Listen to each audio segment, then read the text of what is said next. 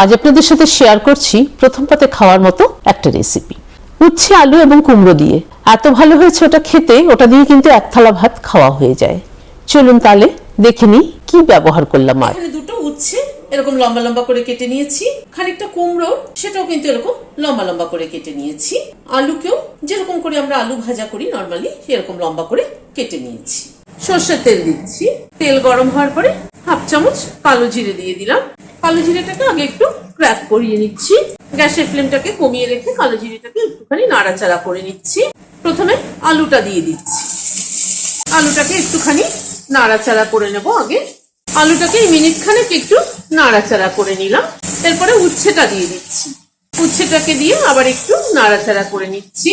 সব সবজি কিন্তু একসাথে দিয়ে দিতে পারতাম, কিন্তু সব সবজি একসাথে দিলে ঠিক হতো না। কোনো সবজি কম সময় লাগে কুক হতে, কোনো সবজি বেশি সময় লাগে কুক হতে।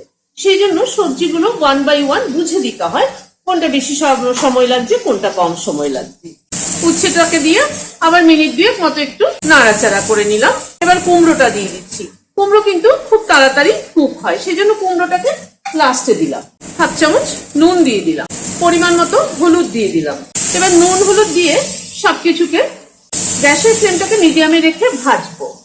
নুন হলুদটাকে দিয়ে একটু নাড়াচাড়া করে একটু ঢেকে দিচ্ছি।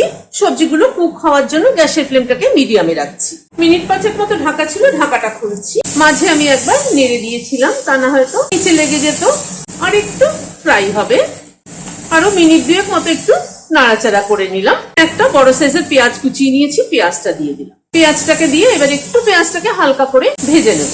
পেঁয়াজ কিন্তু তেলের উপরে দিয়ে যদি ভাজতাম তাহলে কিন্তু একরকম টেস্ট হতো, আর যেহেতু পেঁয়াজটা একটু পরে দিচ্ছি সেই জন্য কিন্তু টেস্টটা কিন্তু অন্যরকম। কখন কিভাবে মানে ব্যবহার করা হয় সবজি তার উপরে কিন্তু টেস্ট নির্ভর করে। আবারও মিনিট 2 মতো একটু নাড়াচাড়া করে নিলাম। দুটো কাঁচা লঙ্কা মাথাটা চিড়ে দিয়ে দিলাম। কাঁচা লঙ্কা ফোড়নে কালো জিরের সাথেও দিতে পারেন, আমাদের একটু ঝাল কম খাওয়া হয় বলে পরে দিলাম। হাফ চামচ চিনি দিয়ে দিলাম, চিনিটাকে দিয়ে একটু নাড়াচাড়া করে নিচ্ছি। এখানে রোস্টেড তিল দিচ্ছি বড় চামচের 1 চামচ। এখানে পোস্ত দিচ্ছি 4 চামচের 1 চামচ।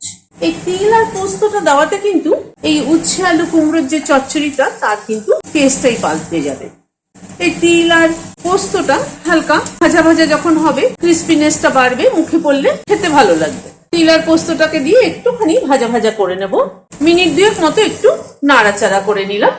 এরকম একটা তেঁতুল চচ্চড়ি হলে কিন্তু প্রথম পাতে অনেকটা ভাতই খাওয়া হয়ে যায়। গ্যাসের ফ্লেমটা বন্ধ করে দিলাম, এবার সার্ভ করে দিচ্ছি। আজ তাহলে এখানে শেষ করছি। নমস্কার।